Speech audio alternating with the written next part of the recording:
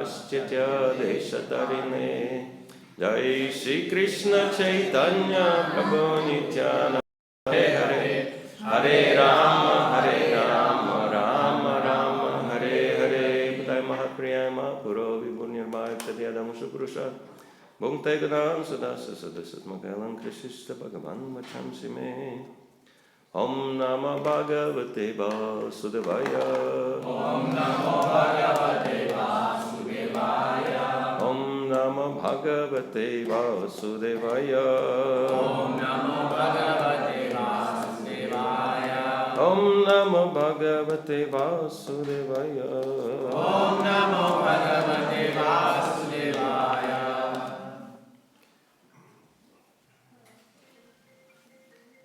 Buddhya Parabidhyainya Buddhya Parabidhyainya Buddhya Parabidhyainya Buddhya Parabidhyainya Vismritatma Gati Pashu Vismritatma Gati Pashu Vismritatma Gati Pashu Vismritatma Gati Pashu Strikama Sostvatitaram Shrikama Sostvatitaram Strikama Sostvatitaram Shrikama Sostvatitaram Dakshobhasta Mukhochirat Dakshobhasta Mukhochirat Dakshobhasta Mukhochirat Dakshobhasta Mukhochirat Buddhya Parabidhyainya Buddhya Parabidhyainya Vismritatma Gati Pashu Vismritatma Gati Pashu Strikama Sostvatitaram Shrikama Sostvatitaram Dakshobhasta Mukhochirat. Dakshobhasta Mukhochirat Buddhya Parabidhyainya Buddhya Parabidhyainya Vismritatma Gati Pashu Mukhochirat Dakshobhasta Mukhochirat Buddhya Parabidhyainya Buddhya Parabidhyainya Vismritatma Gatihi Pashuhu Vismritatma Gatihi Pashuhu Strikama Sostvatitaram Strikama Sostvatitaram Dakshobhasta Mukhochirat Dakshobhasta Mukhochirat Buddhya Parabidhyainya Buddhya Parabidhyainya Vismritatma Gatihi Pashuhu Strikama Sostvatitaram Strikama Sostvatitaram Dakshobhasta Mukhochirat Dakshobhasta Mukhochirat Any ladies?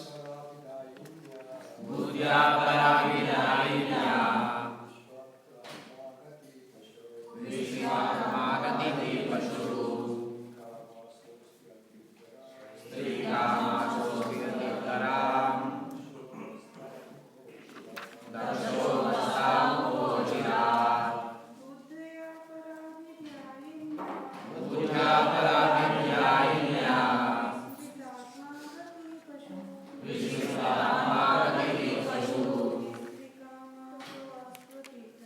Strikama Sostvatitaram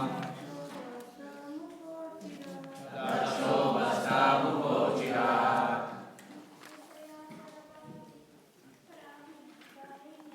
Buddhya Parabidhyainya Vismritatma Gatihi Pashuhu Strikama Sostvatitaram Dakshobhasta Mukhochirat Synonyms: Buddhya, by intelligence. Para Abhyainya, by accepting the body as the self. Vismritatma Gati, having forgotten the knowledge of Vishnu. Pashu, an animal. Strikama, Atitaram, excessive. Daksha, Vastamukha, the face of a goat. Achirat, in a very short time. Translation. Daksha has accepted the body as all in all, therefore, since he has forgotten the Vishnu Pada or Vishnu Gati and is attached to sex life only, within a short time he will have the face of a goat. Text 24. Vidya buddhi avidyayam karma mayam asau jada samsarant iha yechamum anu sarvava maninam.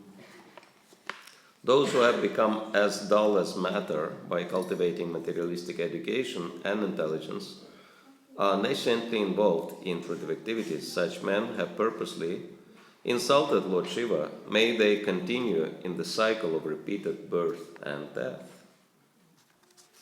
Purport.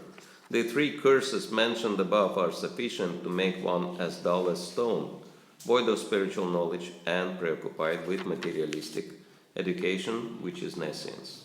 After uttering these curses, Nandishvara then cursed the Brahmanas to continue in the cycle of birth and death because of their supporting Daksha in blaspheming Lord Shiva. So Prabhupada ki jai. Vastamukho Chirad. Daksha has accepted the body as all in all, therefore, since he has forgotten the Vishnu Pada or Vishnu Gati and is attached to sex life only, within a short time he will have the face of a goat.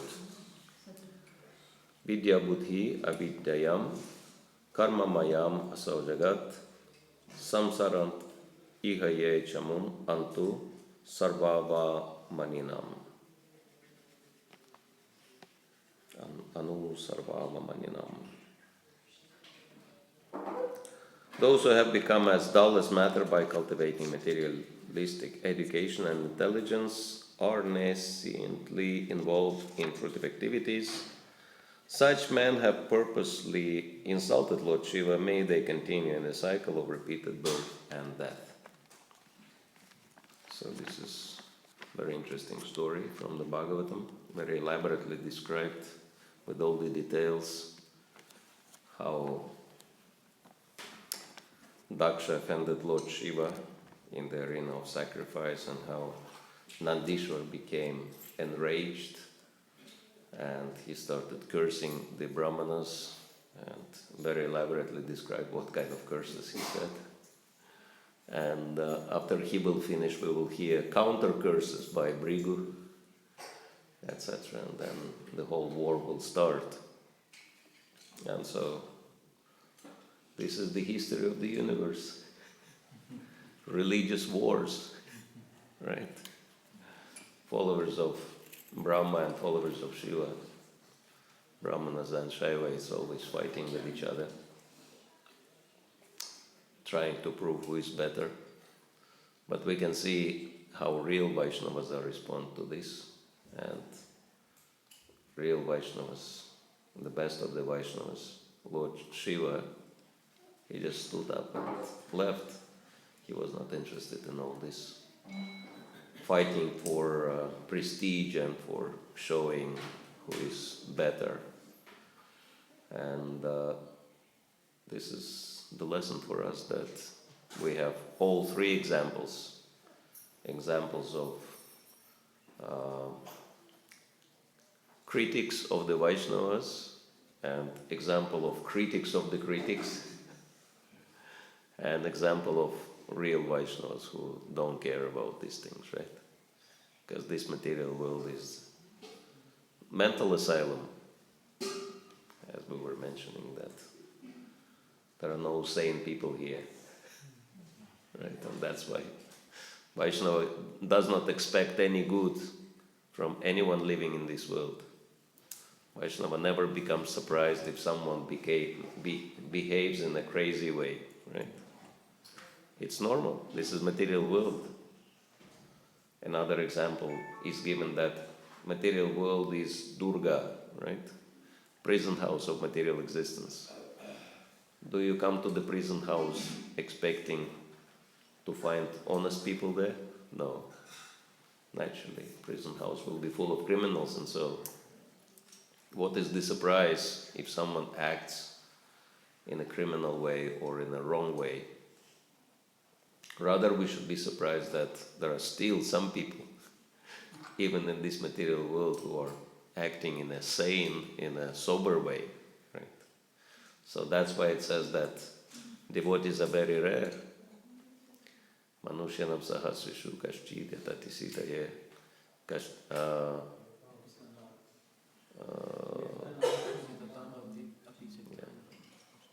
Manushyanam sahasrishu kaschid yatati sitaye yatatam api sitanam kaschin mam veti tatvataha. That amongst many thousand of men, there are only very few who are striving for perfection,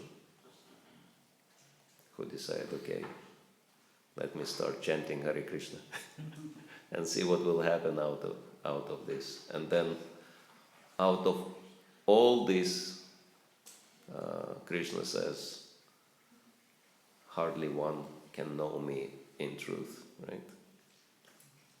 And so we are practicing devotees, and we are always facing with the choice which direction to take, right?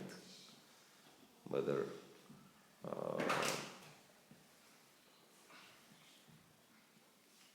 take Krishna consciousness and use it for self-gratification, like we see in the example of Daksha, right? Or try to fight with other devotees and show your superiority, like we see the example of Nandishwar here. Or just be peaceful and continue with your practices of Krishna consciousness, no matter what's going on around, right?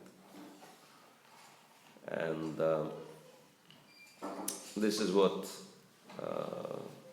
this pastime is teaching us. We have these three choices. Whether we deviate to the right or to the left, or go straight home back to Godhead. And actually, Nandishwar very accurately describes all the faults of Daksha, and he explains why Daksha became so dull-headed that he could not see the greatness of Lord Shiva, and very clearly it was moved by envy, just because Lord Shiva haven't shown him. Lord Shiva didn't have to, because he's in superior position, right? He's the presiding, he's the, we can say, he's the supreme devata of this material world, right? And so he doesn't have to show respect to any insignificant jiva. But because he happened to be Daksha's son-in-law, he expected some respect from Lord Shiva. And so that expectation led him to anger, right?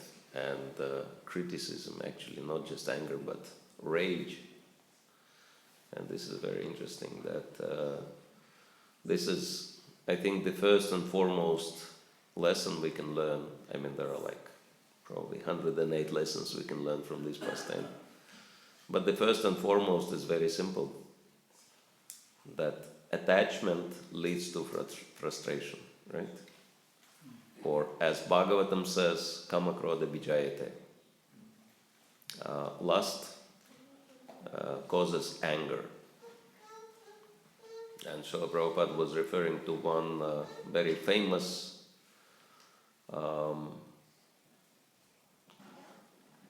Panchatantra story, how this is happening. And this story is telling about one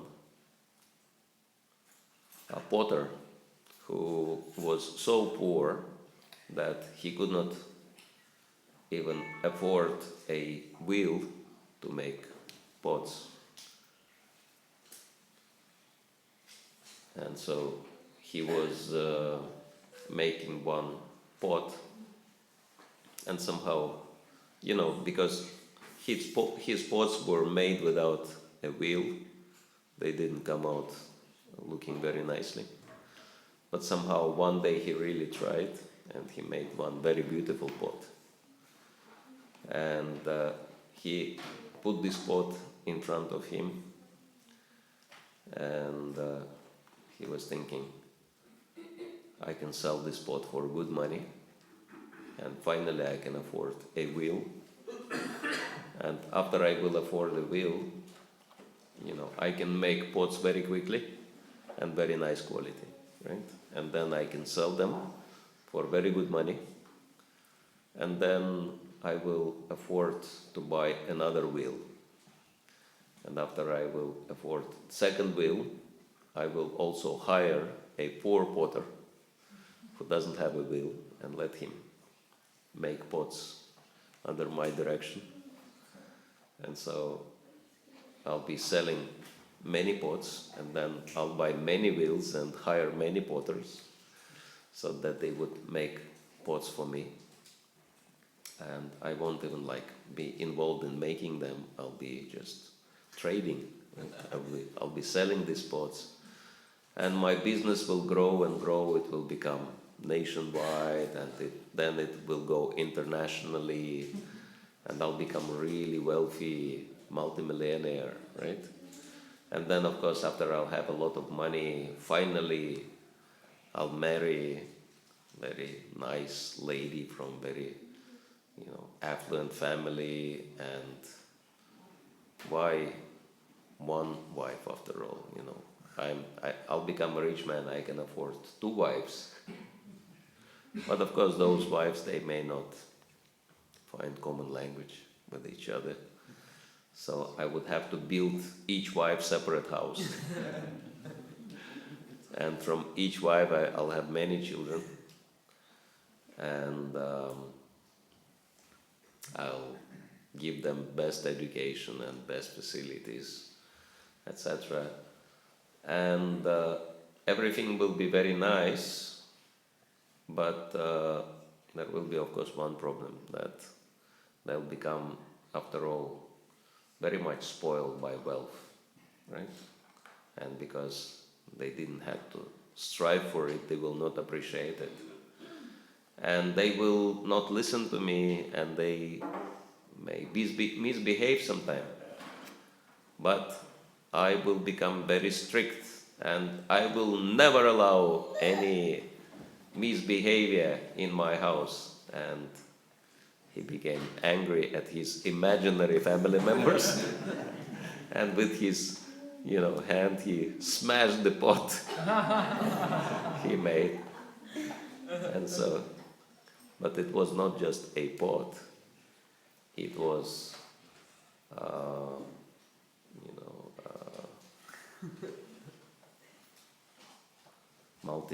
multi-million-dollar business, and 2 wives and many children and 2 big houses and all the happiness in life. And that's why Potter could not tolerate it and died of grief. So little sad story. Anyway, Panchatantra tells it in a bit simplified way. We elaborated on it a little bit, but this is the idea. This story very nicely illustrates how it works. Kama krodha bijayate, right? You have so many lust. This is what Nandishwar tells here, right? Attachment to sex life. So lust manifested. Lust has subtle dimensions, and subtle dimensions are even stronger than gross ones, right? And what are the subtle dimensions of lust? It is attachment to wealth, to high position and prestige. That's like the topmost attachment, right? Actually, each of the following attachment is greater than the previous one. And we can see that very clearly For example, the first thing people strive for is to have money, right? People work very hard, or they try to work very smart. By any means, they try to make money, right? And some people become quite fortunate, and they make more money than they can spend, right? And then what do they normally do? Many of those people go into politics, right? So, okay, I made enough money, now I want prestigious position, right? I want to become a political leader. And then, after they acquire a prestigious position, what do they want to do? They want to become famous, right? And so we can see that these are the subtle attachments which are much stronger than gross attachments. And Daksha had it all. Daksha had a lot of wealth, and Daksha had a very prestigious position, except Lord Brahma and Lord Shiva. Even all the demigods were standing up for him. We can just imagine how influential Daksha was. But because Lord Shiva didn't stand up for him, and so it was perceived by Daksha as a threat to his prestige, right? He became angry. And so these subtle attachments are so strong that any disturbance to those attachments becomes a cause for dissatisfaction. And thus one may be in a very nice position, but still unhappy. And this is very interesting that actually on the way here there is some church, and it says on the whatever advertisement or notice board, very nice quote. It says that think about some people who are more happy in life with much less than you have, right? So just indicating that it's not the amount of material facilities which actually make us happy. There is something else, right? And what that something else is, that actually is relationship, right? And the first and foremost relationship is with the Supreme Lord, and then with others as parts and parcels of the Supreme Lord. And so it is very, I think, important for all of us that we have two choices in life, two goals we can focus on, right? And unfortunately, most of the people are focused on the wrong goal. And what is that goal? That goal is results. They want results in life, right? And what is the right goal? The right goal is relationships, right? And so for us as practicing devotees, it is really important to be focused on the right goal, because if you are focused on results, material world is always the place which brings frustration, right? Because all the results are temporary. But it's important for us to remember that relationships are eternal. And so, but we can see that for the sake of results or lack of results, dissatisfaction with lack of results, people often destroy relationships, right? And so, therefore, Chanakya Pandit says very important thing. He says that those who give up eternal for the sake of temporary, they lose eternal because they gave it up, right? But then they lose temporary also, because temporary is temporary. So this is really important for us. If we give up permanent for the sake of impermanent, if we become, if we choose relationships rather than results, we gain both, right? And this was, I mean, we could talk about negative stuff a lot, but much more important for us to focus on the proper, on the right example. And the best example, the best model for us is Srila Prabhupada. Srila Prabhupada achieved great results, right? Astounding results. 108 temples in 12 years' time. I don't know if any of you had any experience in building temple or opening temple. Probably not many. I had.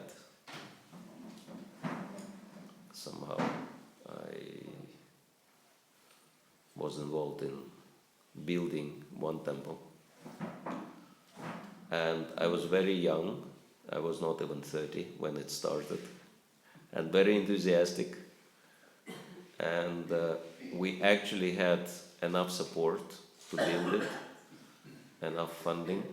And I was thinking it's going to be easy. It will take a year, maybe a year and a half to build it from scratch. And started very enthusiastically. You know how long it took? More than 10 years to complete the project. Because there were so many unexpected reverses, right? And so much pain I had to go through for this sake, because I've taken the responsibility, right? And so I just couldn't give it up.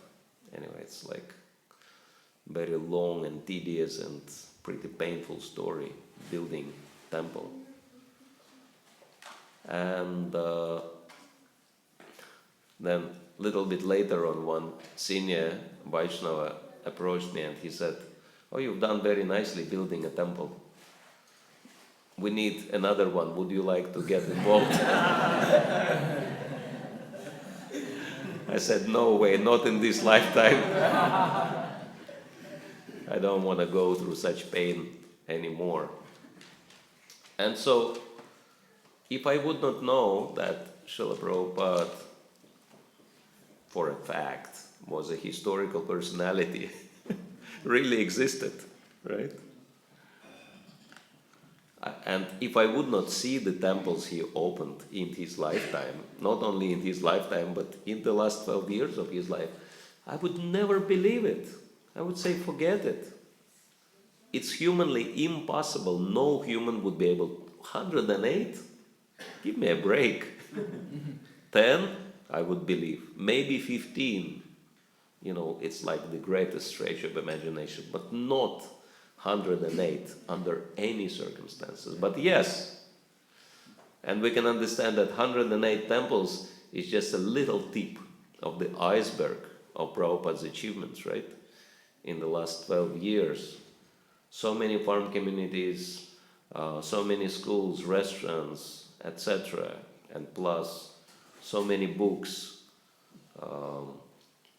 published and translated into so many languages. It's like unbelievable. List is going on and on and on and on. And so we can understand he was a great spiritual warrior, right? Studying and practicing Krishna consciousness, we understand more and more the value of Dharma, and so all of us, we want to achieve results which would help in Krishna conscious development and decrease in materialistic and atheistic propensities in the human society, right? How many of you would like to also seriously contribute to Srila Prabhupada's mission? Okay, so it's like practically everybody. So Prabhupada achieved such astounding results, but the most important question is, how did he manage? What was his top secret? And there is no doubt. Srila Prabhupada's top secret was that he was focused on relationships. not on results. I mean, it seemed like he was, working very persistently on getting the results, but his actual focus was relationships. And when we hear Srila Prabhupada's stories from eyewitnesses, they reveal this point that, for example, one very dear result is money, right? Money is the honey. It's so sweet, can't be beat, right? So people die for money, right? And from the very beginning, it appeared like Srila Prabhupada was really attached to making money, right? Like Brahmananda Prabhu says, in the beginning, when we were asking Srila Prabhupada, like we were brahmacharis and we were asking Srila Prabhupada for some expenditures, for some money for expenditures, and then he remembers that Srila Prabhupada would, open his purse and would take like 50-cent note and would give it to you in such a way as if he gave you the entire universe. Right? So he was really strict with money, right? So it appeared as if he was really attached. And it could be explained, okay, this is Krishna's money, etc., should not be misused, etc. But then we hear other stories. An other story involving one temple president who was a grihasta. And he naturally, as a grihasta, he needed some money for his maintenance, and so he decided to do business. And he started business, but the initial funding he took from the temple treasury as a temple president. And much worse, it was very substantial amount, $10,000 of those money, which is much more than now. And the worst thing that he lost it all in business transaction.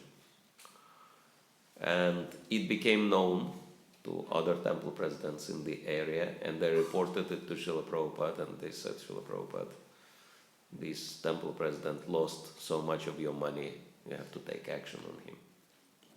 And so Srila Prabhupada came, and one interesting habit Srila Prabhupada had, he never discussed any problems of any devotee behind the back. He would always bring that devotee into the discussion, and in front of him they would discuss whatever needed to be discussed, right? So that, which is unfortunately not a habit nowadays. This is one thing which is different from how it was done in Srila Prabhupada's times. And so this devotee was brought into the meeting with other temple presidents. And so Srila Prabhupada, even though he was involved party, but he remained neutral. He said, so what are the concerns you have? He was telling the temple presidents that you can speak. And so they were saying he was like this, like that, wasting your money, and for his sake, the sake of his own family, cheating you, all kinds of accusations they were hurling at this temple president. And then Srila Prabhupada looked at this temple president and he said, so what do you have to say? And he hung his head and he said, yeah, it's all true, Srila Prabhupada, actually everything they are accusing me, I did all this, so unfortunately I lost so much of your money. And then Srila Prabhupada said, so you sincerely regret what you've done, is it? And he said, yeah. And you will not do such a thing again. And temple president said, no, of course, Srila Prabhupada, I'll never do anything like that again. And then Srila Prabhupada turned to other temple presidents and he said, you see, he is remorseful and he admits his mistake and he promises to never do such a thing again. And then all the temple presidents, they exploded. They were saying, Srila Prabhupada, you don't know how many times he promised the same thing. And after promising, he did it again. So you have to fire him. You have to get rid of him. He's not a good devotee. He's not a good leader. Get rid of him. And Srila Prabhupada said, but he's a devotee. And he regrets his mistake and we have to forgive. Devotees have to be forgiving. And all the leaders, they were saying, but how many times we should forgive? And Srila Prabhupada said, we should forgive as many times as it will take for him to rectify himself. So this was amazing. So this shows how much Srila Prabhupada valued his disciples, his devotees, over any results, right? He was working so hard to achieve results, but then all the results he was ready to sacrifice for the sake of one single disciple. And there are so many stories like that. And that's why we know that what he says in the introduction to Bhagavad Gita, he says, so much effort is there to try to introduce Krishna consciousness to the world. And if all this effort will result in one devotee, in one man becoming a pure devotee, then all our efforts will be successful. And we know that these were not just mere words, right? That, as many people do, right? They say very impressive things, but when you look at their action, it's opposite. But no, Srila Prabhupada was an Acharya, right? That his words and actions were absolutely the same, right? And so this is a really important example for all of us, because actually the purpose of Krishna consciousness is to make people into the devotees of Krishna, and it is very wrong to sacrifice devotees or relationships with the devotees for the sake of any kinds of results we want to achieve, because all the results we achieve will stay here in this material world and will disappear in time, right? Whatever you achieved will not be permanent. But the relationship with devotees will continue. Right? And so that's why the first and foremost offense to the holy name is to criticize and blaspheme the devotees, right? Especially those devotees who have dedicated themselves to propagation of the holy name. And it is very interesting that Acharyas are saying that blasphemy or criticism may even have basis,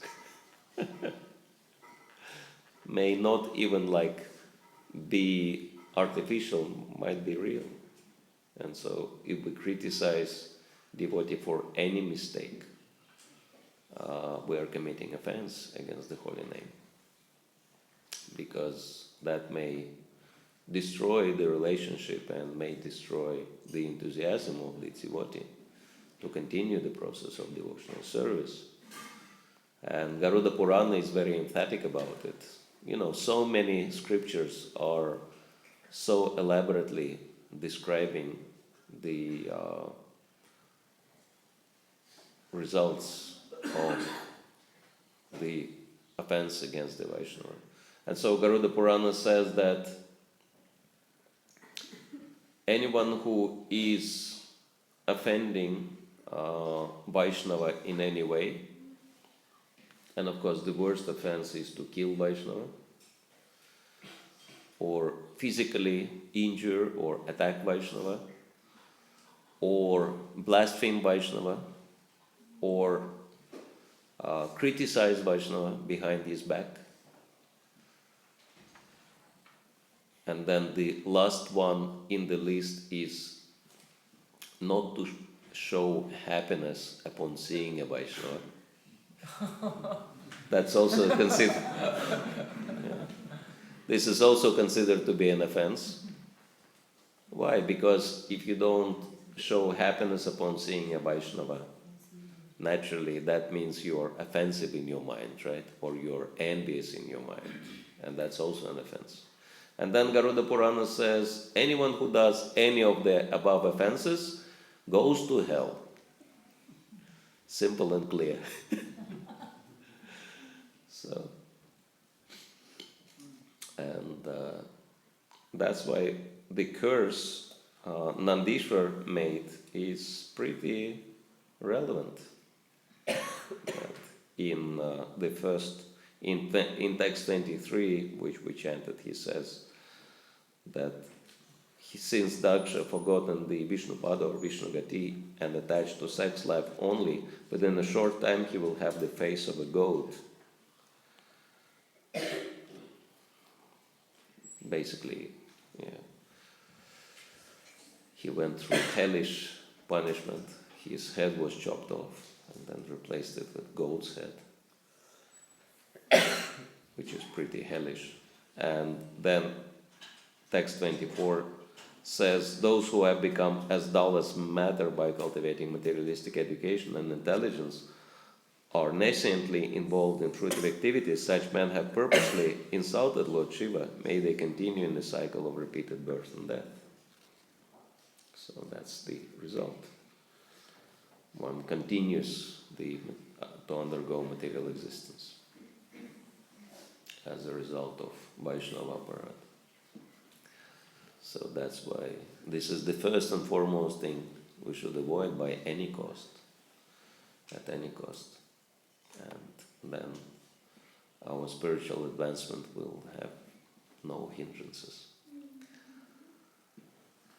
All right, anyone has any comments, questions, suggestions, complaints? Yes? Thank you for the class. We see in the pastimes of Krishna that demigods like Indra also had envy, Brahma also had envy when he stole the cows. Indra also sent the clouds to destroy Vrindavan. So all these are like big devotees, big time devotees. And I mean, we expect that they are Vaishnavas and they behave well, but they get like angry at very insignificant small things.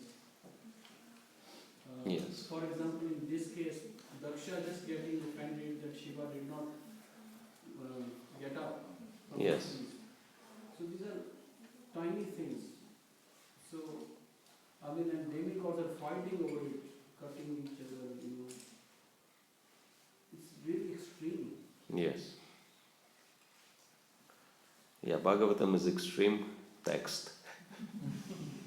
Actually, Bhagavatam is very different from any Purana, right? From any Vedic literature, because Vedic literature, they glorify demigods, right?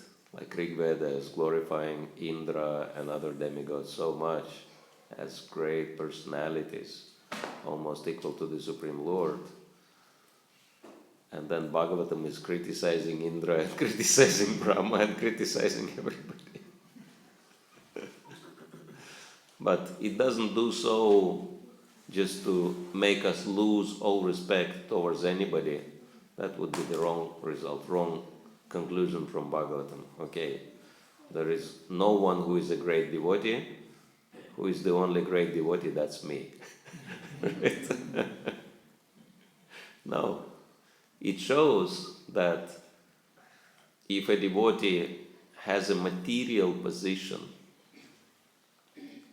and material desires, Demigods means devotees with material desires, right? That's why they have all these positions and all this opulence and everything. And Daksha is amongst them. And so the result is excessive attachment and anger it brings, right? And so this is for us to warn us that if you develop attachments, then you are in a very risky situation, right? You can become disturbed by even slightest provocation and then commit very bad mistakes. Yes. Thank you, Maharaj, for the wonderful class. Thank you. Hearing you. In the purport, in I think 54th verse of the second chapter in Bhagavad Gita, Srila Prabhupada explains that one should not take offenses, insults directed at oneself seriously at all. But when such blasphemy is committed against the Lord or the devotees, one should act as fire, like Lord Hanuman did. So the question comes here, that since Nandeshwar is the servant of Lord Shiva, and his master is being publicly ridiculed, Yes. is he not obliged? We also hear that when blasphemy is happening, either you leave that place, or you kill the other person, or you cut your own tongue, or kill yourself. So the complex situation here is that Nandeshwar is a servant, and his master, who is a very respectable person, the most respectable, the most auspicious. So in situations in our personal lives, when we see ourselves as an audience to a conversation where devotees are being criticized by our superiors, but we are privy to that, what is our mode of operation, and what should we be doing?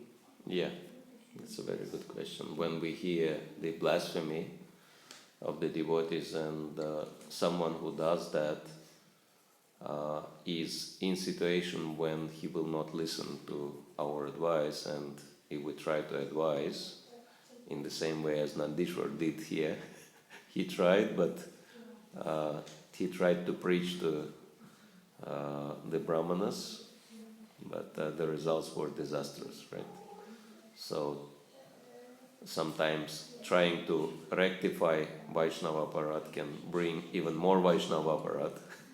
So it's like Prahlad Maharaj gives an example, disease which is more dangerous, medicine which is more dangerous than disease, right?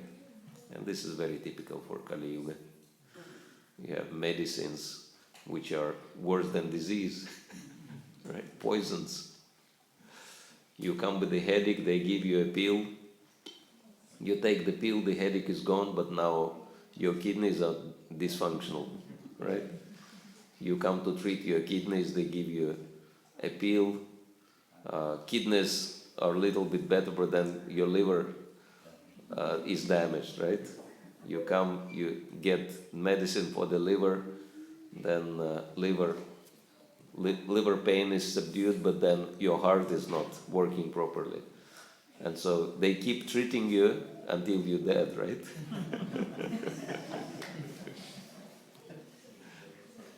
So sometimes it is like that, medicine which is worse than the disease itself.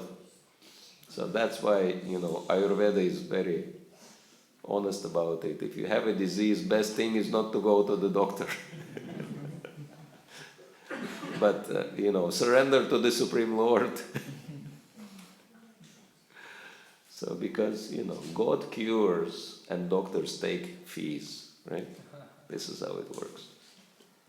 Anyway, sometimes, the medicine we try to apply produces worse results than this disease itself. And so, if we see those examples that preaching to those who are not ready to listen only produces hostility and enmity, so what do? And as per etiquette, we should not keep quiet, we should say something. So what do we say? And especially dealing with superiors or those who are not under our authority, the best and the most respectful way to correct people in this kind of position is to ask questions, right? Because this is like an etiquette. Juniors are asking questions from seniors, but with the questions you can help people to understand what's wrong with them also. And so we can understand that criticism and blasphemy is very irresponsible course of action, right? Because it just destroys everything. It doesn't produce any good results. And so the simple question we may ask these people, so okay, I understand you are concerned and you see all these faults, it's all right, but what is your plan? What are you planning to do? And so they may tell you, okay, I'm planning to destroy these people, this and that, etc. So then, what are you planning to do? Okay, then I'm planning to take their position. This is what it will come to, right? Because people think, oh, these people are not qualified, I am qualified. Because I see their faults, that's why I'm better than them, right? But then you can ask them, so, okay, if you are in the position, then what are you going to do?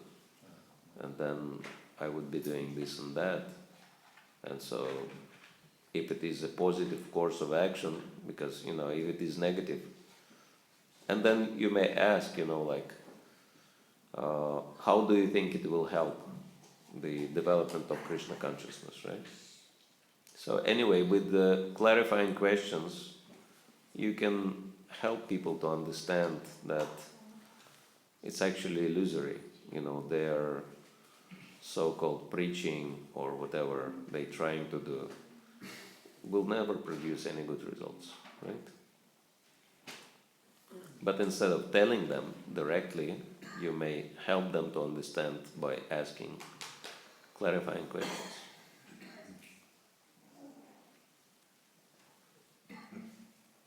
Hare Krishna. Yes?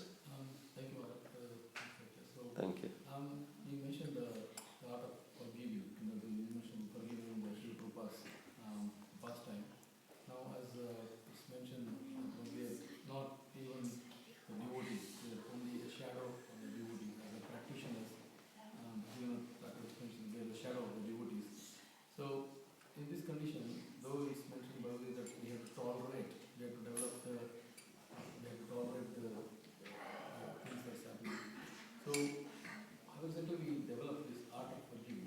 Is the tolerate is as good as this forgiving? Because the tolerate may land up in busting it out at one point. Okay.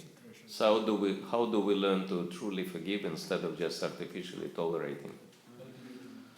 Yeah, that's a good question, and we'll be addressing that during our seminar, Life Without Conflicts, which will be happening on Monday, because this is the first and foremost step in our spiritual development.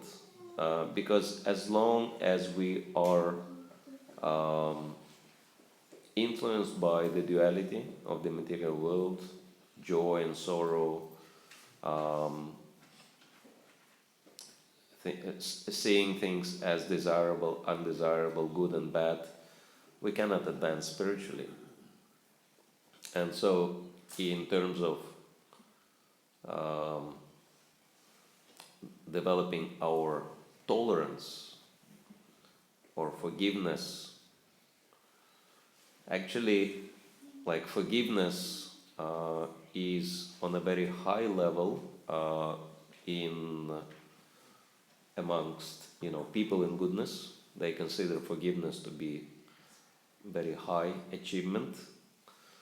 But it is very interesting that if we see the examples of great Vaishnavas, there is no even discussion on forgiveness, right? For example, we never hear, after Hiranyakashipu committed so many assassination attempts against Prahlad Maharaj. He was trying to kill him in so many ways,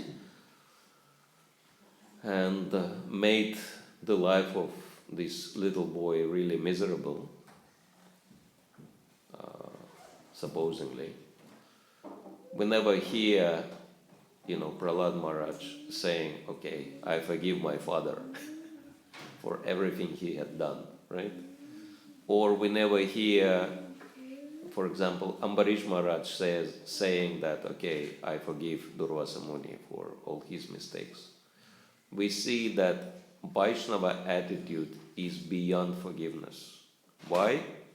Because, and this is really important, because Vaishnavas never see anything wrong in anything anyone does. This is the consciousness of a real Vaishnava. And we have to strive to develop that. And how is that happening? Because of Krishna consciousness. And what is Krishna consciousness? It's a very simple thing, but it is really important. That Krishna consciousness means Ekaleshvara Krishna Rasavabhritya. That the only Lord is Krishna, and everybody else his servants. And then this verse says, everyone is dancing like puppets, and Krishna is one who is pulling the strings, right? So this is devotee's perception. No one can do anything without Krishna's sanction. And Prabhupada would say, even a blade of grass cannot move without the sanction of the Lord. And that's why devotee is seeing everything as Krishna's hand, meant for his benefit. That's why devotee never protests against any wrongdoing, and never criticizes anyone, and never becomes inimical towards anybody, because he understands, okay, it's Krishna's will, right? So that's why devotee never complains. This canto number 4 is called the creation of the fourth order. Yes. Can you explain what is the first, second, third, fourth, fifth orders are? Yeah, fourth order, we understand that there are 4 orders in human society: Brahmana, Kshatriya, Vaishya, Shudras. And fourth and most important order is Brahmanas, right? Because from Brahmanas everybody else comes.